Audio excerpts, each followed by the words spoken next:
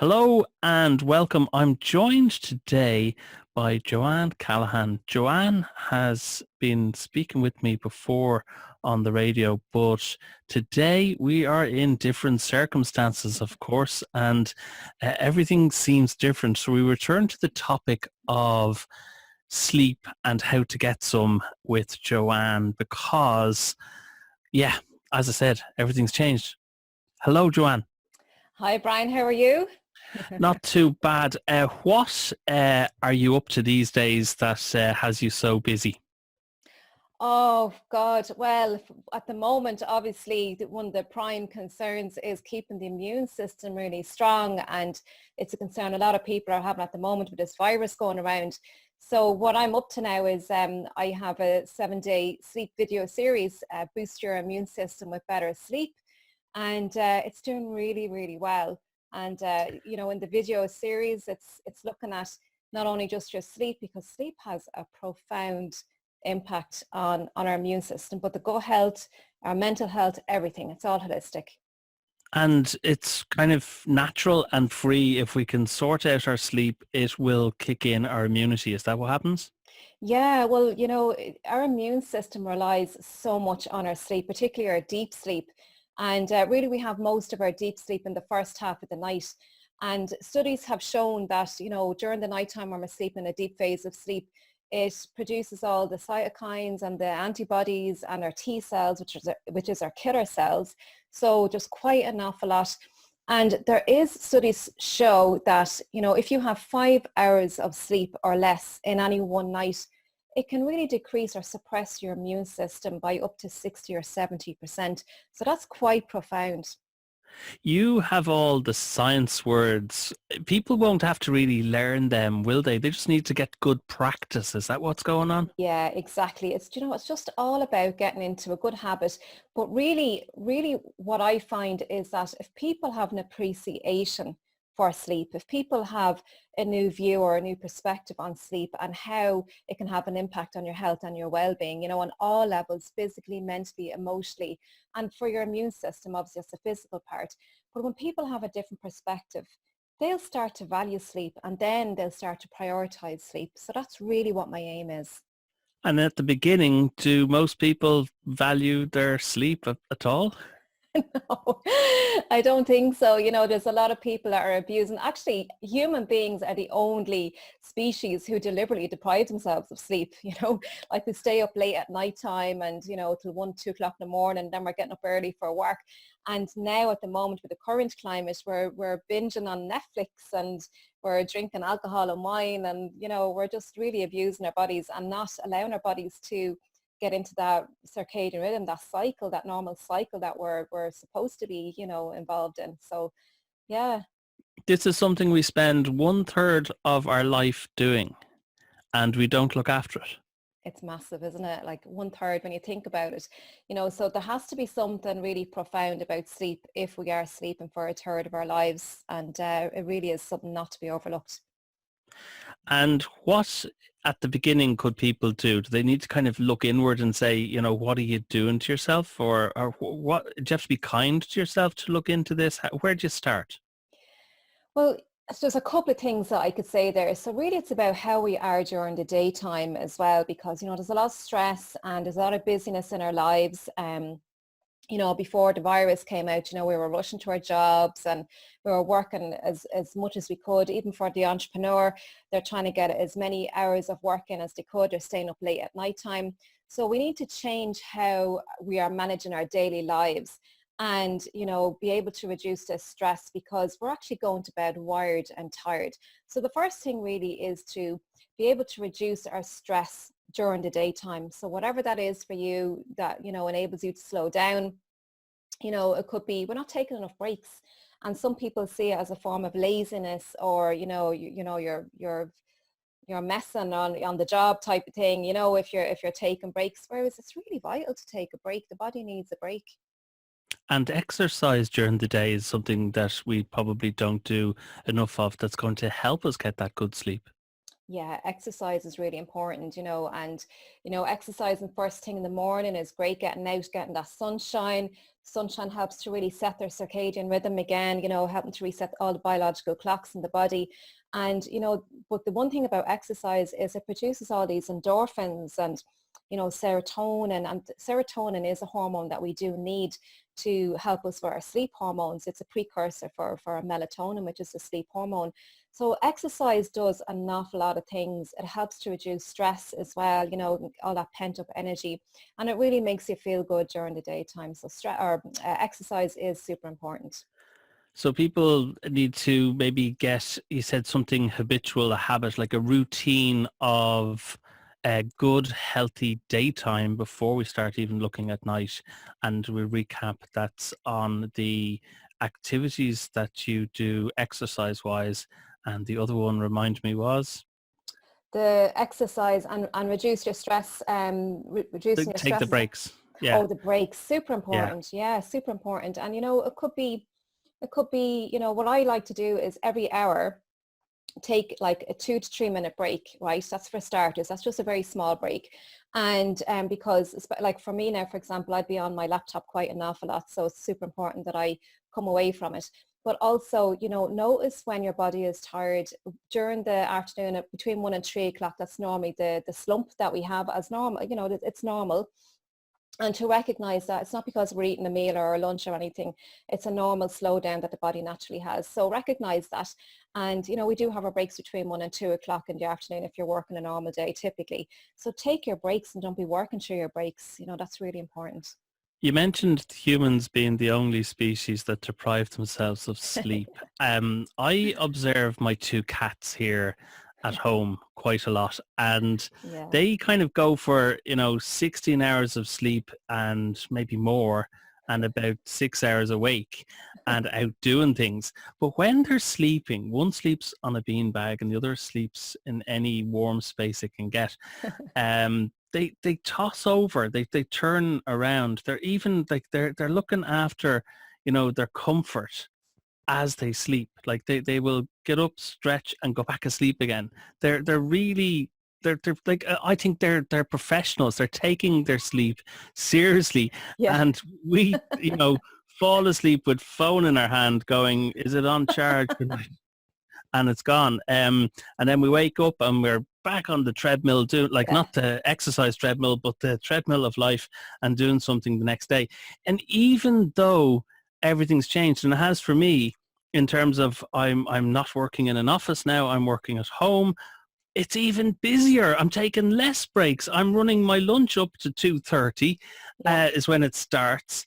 And that's if I'm lucky. So I suppose eating will be important as well, isn't it? Yeah. Oh, yeah. Eating is, and you're right. Like when you say about the mobile phones and how our lifestyles are now, like where most people are working from home and we're spending a lot of time with the computers and then obviously eating. So we're having more cups of tea during the daytime and cups of coffee. So caffeine is not great.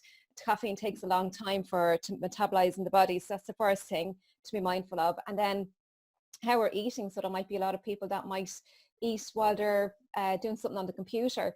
And really you need to, treat having your lunch like a ritual. So you really need to be mindful of eating as well and not eating while you're working because, that's a signal to the body and, you're supposed to be in a rest and digest state when you're actually eating. So your food will absorb in your body properly and not when you're actually doing something. And the worst thing you can do is eat when you're stressed as well, because obviously that's kind of your digestive system is shut down to a certain extent. It's not operating on its full potential when you're stressed. So it's really important that you're stress-free and eating at ease. And you're not a dietitian, but I'm sure that the food you do eat, we go for these snacks with sugars and salts that Mm. are probably not great for us. Are they going to kick into our bad sleep? Yeah, well, I mean, sugar, absolutely. And there's a lot of people going for more refined foods and, the white carbohydrates and all that and the sugary snacks.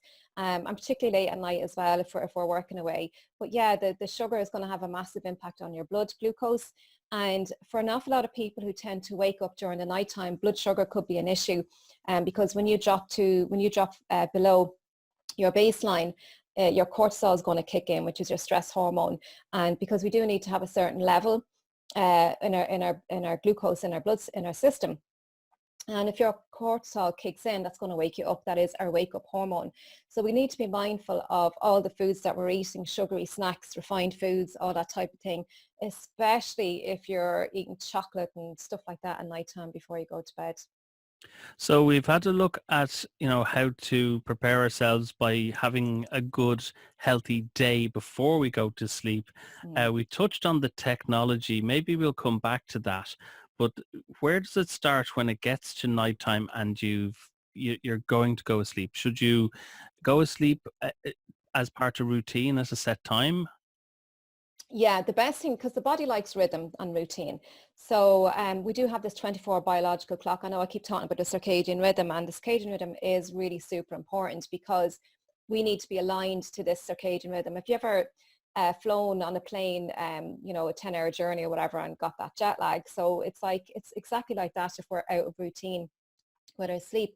So going to bed and getting up at the same time every day is really important, because it's our body. Again, it's routine. Our body's expecting that, and it's a cue then, and it's within the circadian rhythm.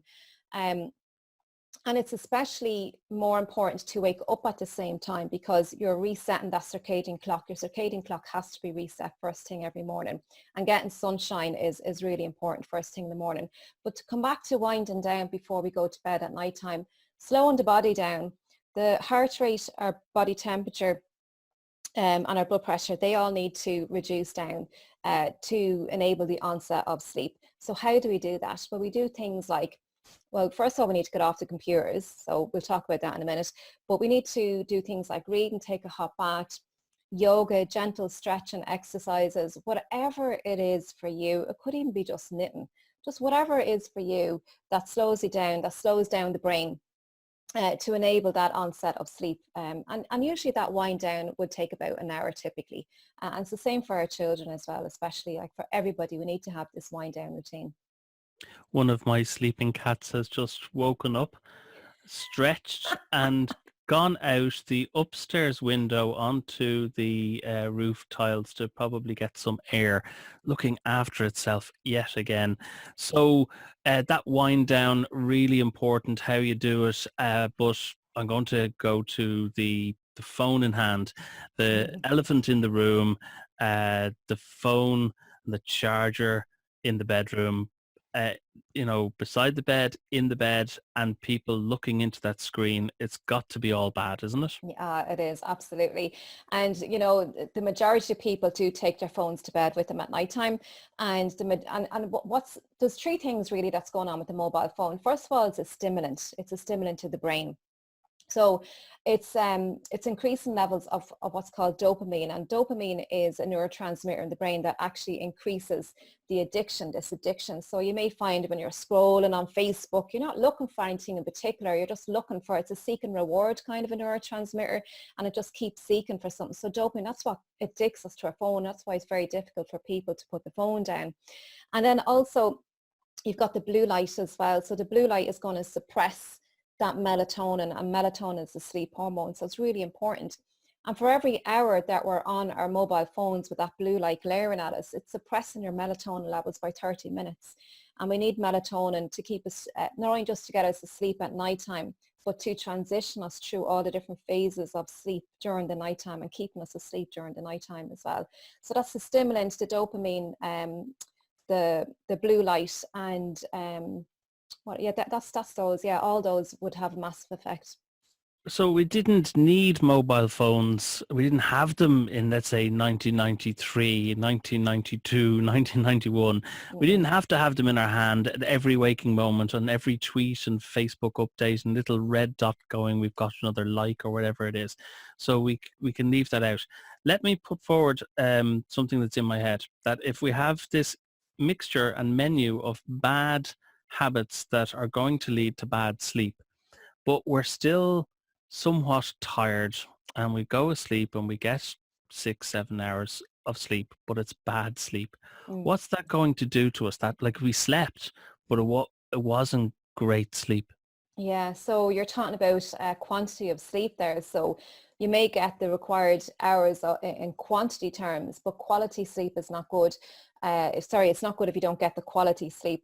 And the How do you know if you've got the quality?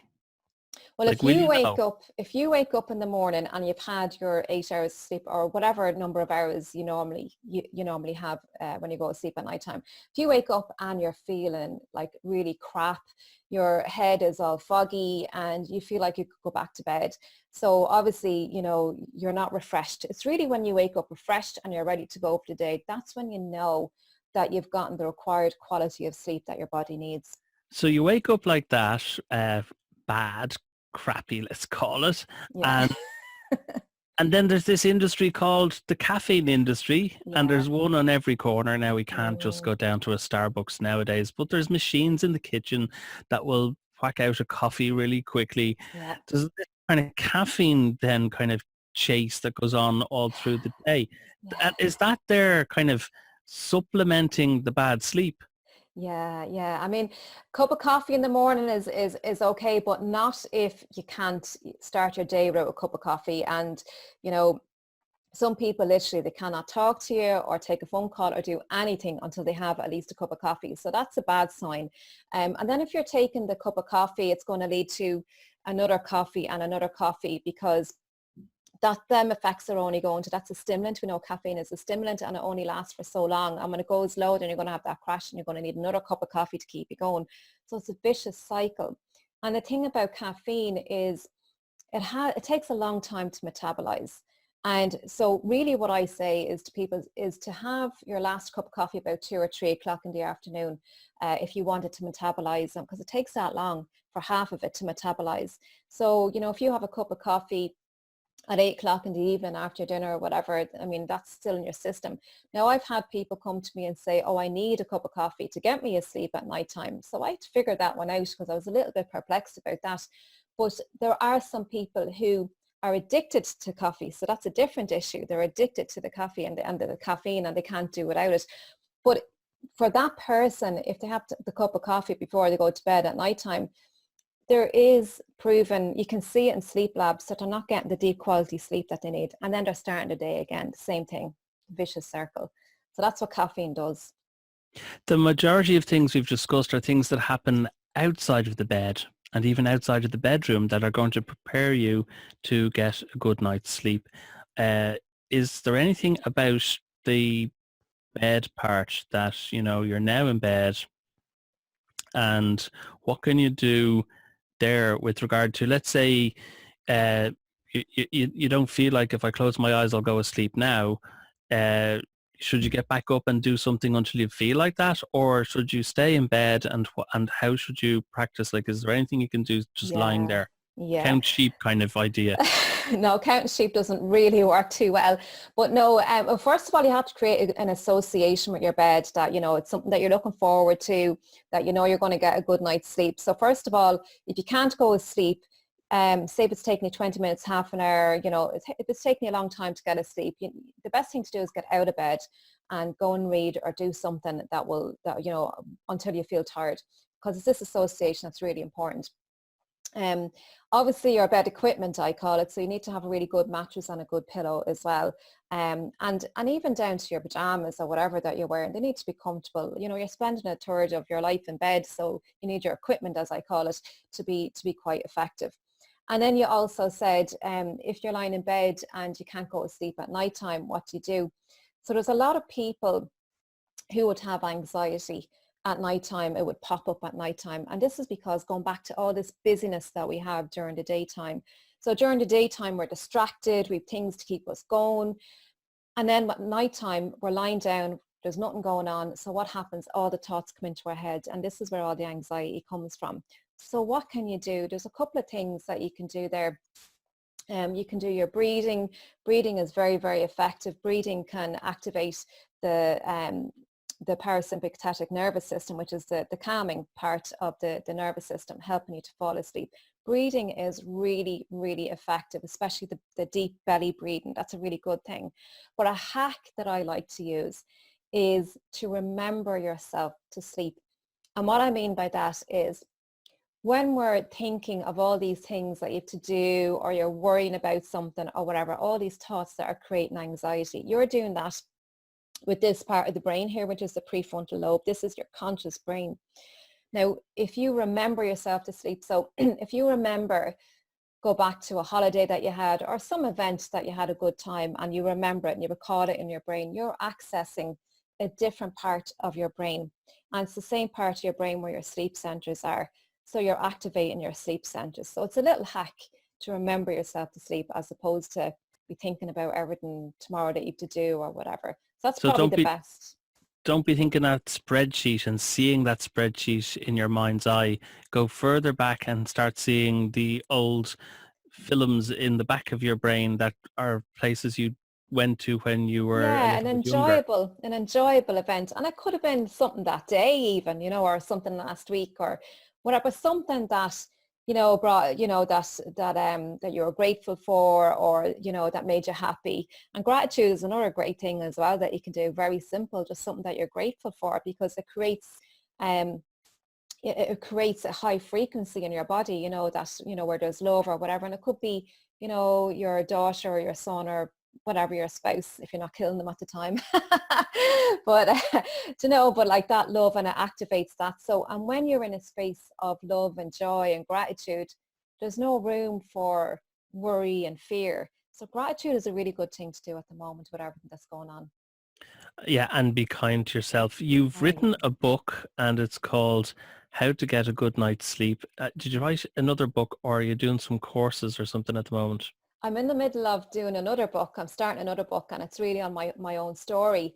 And I've literally just started that, so that's going to be a longer journey, I think, and quite therapeutic as well. So I'm going to be sharing an awful lot about what I learned in my life as I went through my life, and so I'm really excited about that. And what we say online courses. Are you doing anything yet? Because the book's out and I'm sure people who haven't read it could, everything we've been talking about and more are in the book. Mm, And you can read that, yeah. maybe before you go to sleep each night, or Yeah. maybe, as you've got extra time at the moment, can you get that on Kindle? Yeah, it's how to get a good night's sleep.com. And that webpage will give you it's on Amazon as well. It'll give you the links into the Amazon where it is. It's on Kindle. And I am recording an audiobook. I am recording that in audio format, and that will be out in a few weeks' time. So what I do have an offer at the moment. Anyone who buys the paperback will automatically get a copy of the audiobook as soon as it's out. Brilliant. And I think you said something before about online courses. Have you Yeah, got yeah. on? Yeah. I have the 7-day sleep series at the moment, and it's boost your immune system with better sleep. So fantastic program. It's like a mini course that's available at the moment, and you'll get that on my website. There's a short link as well, bit.ly.com/sleep video series. So to get it on there, or to get it on my own main website, johanncallaghan.com, you'll find the links to that. There's a special offer on at the moment for that. It's €15, and there's 3 different packages, but it starts at €15. So you can check that out there as well. And maybe to conclude, what is your top tip, top 2 tips for people to kind of change their ways to get better sleep? I think it has to be down to technology and mobile phones, really, because that's where we're having the biggest challenge, and especially right now at the moment, and Zoom, and everyone is on these conferencing calls. So my top tip would be, really being mindful of how much time you're spending on technology, because you have all this EMF radiation, which is bad for our health. It's an invisible radiation that we can't see, but it is very bad for our health. You need to turn off your Wi-Fi routers if you're not using them at nighttime. Turn your phones on flight mode, and preferably do not have your phone in your bedroom at nighttime, and do not charge anything in your bedroom at nighttime. That'd be my top tip. Okay. Johann Callaghan, it's been a pleasure talking to you again and getting an update, because in this era, I suppose, maybe I did say final question, but with everything that's going on in the world, is there anything that we can kind of learn about how we value sleep in the world that we now live in? Yeah. When you get a good night's sleep, your brain function, your whole cognitive function, it is so much better. And, it doesn't just only impact you, it impacts the people around you and the family that you're living with as well, your children, and I'm really passionate about children because they learn from you and they learn from your behaviors. And if you're, a positive person and you've a lot of stress resilience, and you'll get all that from a good night's sleep, and that's going to have an impact on your children. That's probably the greatest gift that you can give to yourself and your family as well. Brilliant. Johann Callaghan, and I'll spell that Johann Callaghan.com for the website. Thank you very much for your time today.